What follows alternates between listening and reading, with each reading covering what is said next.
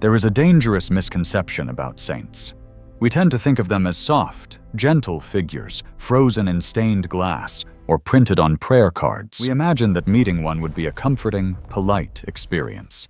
But the reality is violent. Not physically violent, but spiritually violent. To stand in the presence of true, unfiltered holiness is a collision. It destroys your ego.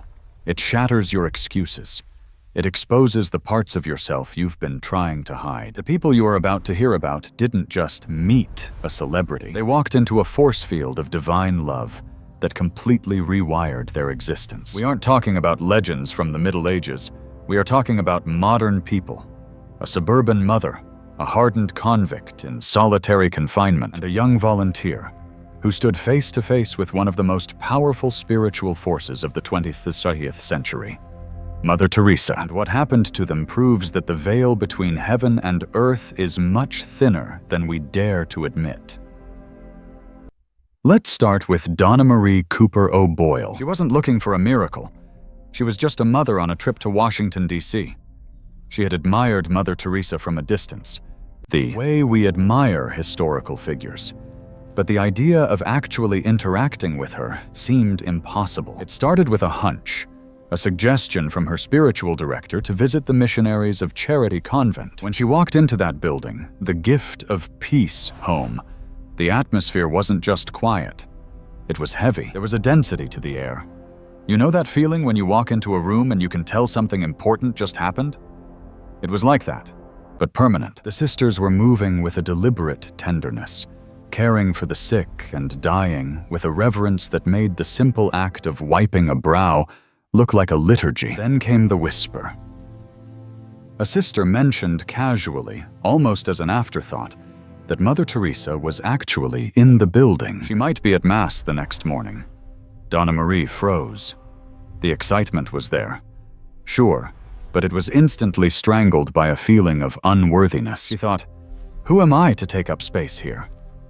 She didn't want to be a tourist in someone else's holy ground. She almost didn't go back, but she did. The next morning, the chapel was silent, and then, out of the corner of her eye, she saw movement. It wasn't a grand procession. It was a small, hunched shape, wrapped in a rough white sari with blue stripes. She was walking barefoot. This is the detail that always sticks out, the bare feet. It grounded the legend in reality. This woman, who commanded the attention of presidents and popes, was walking on the cold floor, physically bent under the weight of her mission. The Mass ended, and Donna Marie expected the saint to vanish back into the cloister. Instead, Mother Teresa walked straight toward her. She didn't stop for the VIPs. She stopped because she saw Donna Marie's children. She saw a mother trying to keep her kids quiet in church. There was no pretense. No, I am the Nobel Peace Prize winner. She just looked at Donna Marie and began to speak about family. And in that conversation, Donna Marie felt a sensation she described as a holy jolt. It wasn't just adrenaline. It was a physical current of grace that seemed to hum through her nervous system. She felt wildly exhilarated and deeply calmed all at once. That is the paradox of holiness. It excites the soul and silences the mind simultaneously. Mother Teresa held her children, asked for their prayers. Imagine that. A saint asking a toddler for prayers. And in that 10-minute conversation, a 10-year friendship was born. But the real shift happened later. Donna Marie went to volunteer at a shelter, still buzzing from the encounter. She was talking to a homeless woman, and suddenly the face of the woman seemed to shift. Donna Marie realized she wasn't just looking at a person in need. She was looking at Christ. The theology she had read about in books suddenly became a visual reality. That is what a saint does. They don't just show you God. They give you the eyes to see God in everyone else. But not everyone meets a saint in a chapel. Some people meet them in hell. This brings us to Jim Wahlberg. Today, Jim is a filmmaker and a leader. But years ago, he was a number. He was an inmate in a maximum security prison in Massachusetts. And he wasn't there for a minor offense. He was lost. He describes his childhood faith as non-existent, Catholic by tradition, which means nothing when you're staring at a concrete wall. He had spiraled into addiction, crime, and violence so severe that he was thrown into solitary confinement 23 hours a day in a box. There is a specific memory that haunted him. His mother came to visit him while he was in solitary. She saw her son behind the glass, in a cage, and the look of horror on her face. The way she asked, "What have they done to my child?" broke him. But it didn't fix him. He was a hustler. He wanted out. So he started playing the game. He scammed the prison chaplain, Father Jim Freitas, into giving him a janitor job in the chapel, thinking it would look good to the parole board. He didn't care about God. He cared about early release. One day, the priest runs in, excited. "She's coming! Mother Teresa is coming!" Jim looks at him blankly and asks, "Who is Mother Teresa?" He legitimately did not know. That is how disconnected he was. He thought she might be someone famous who could help his case. The day arrives.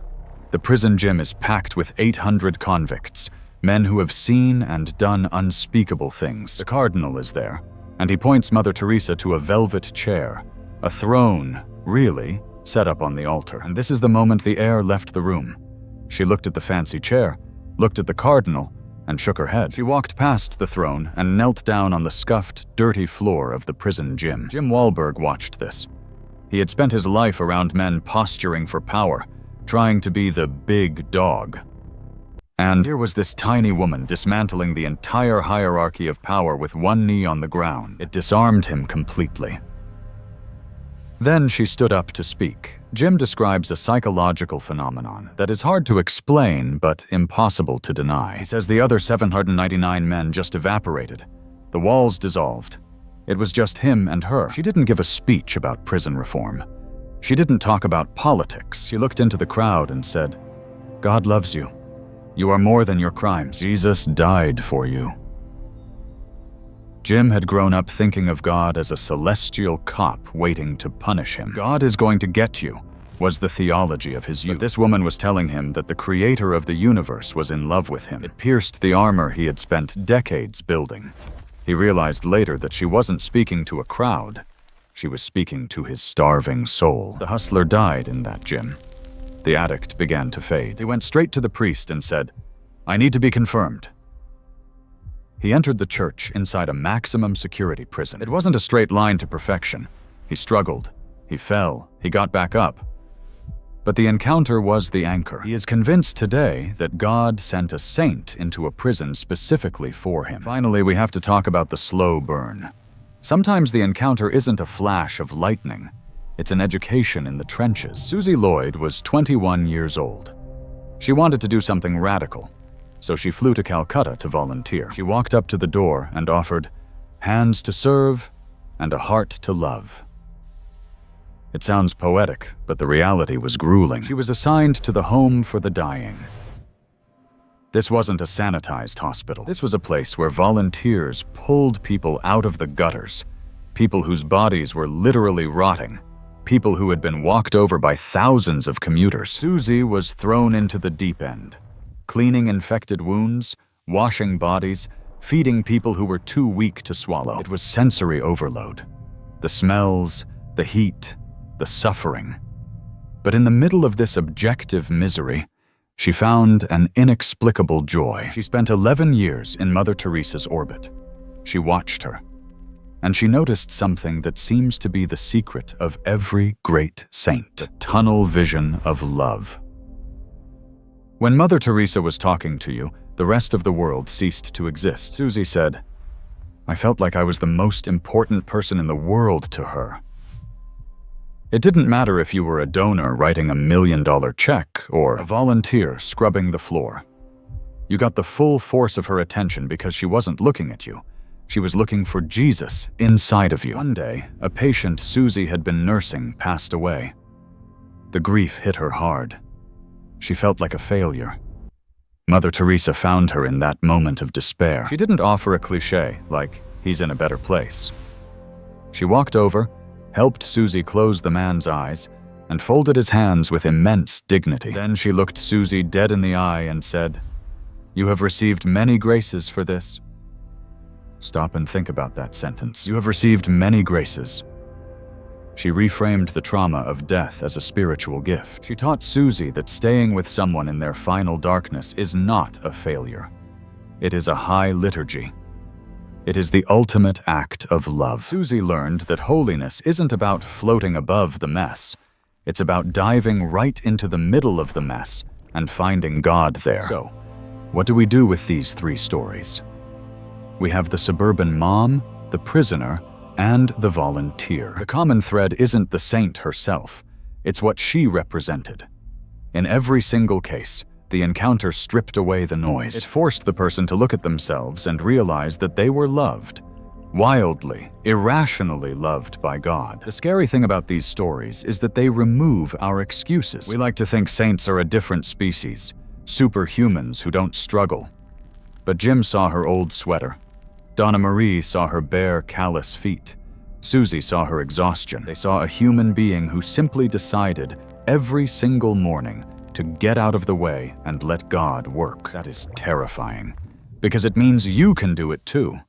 It means holiness is an option for you right now, in your mess, in your boredom, in your crisis. You don't need to fly to Calcutta. You don't need to be in a prison. The saints are not dead. They are the most alive people in the universe, and they are part of your family. They are waiting for you to ask for the introduction. So, here is the challenge. Stop looking at them as statues. Start talking to them as friends. Ask for the holy jolt. Ask for the tunnel vision. Because if these stories prove anything, it's that God is dying to meet you. And sometimes He sends a friend to make the introduction.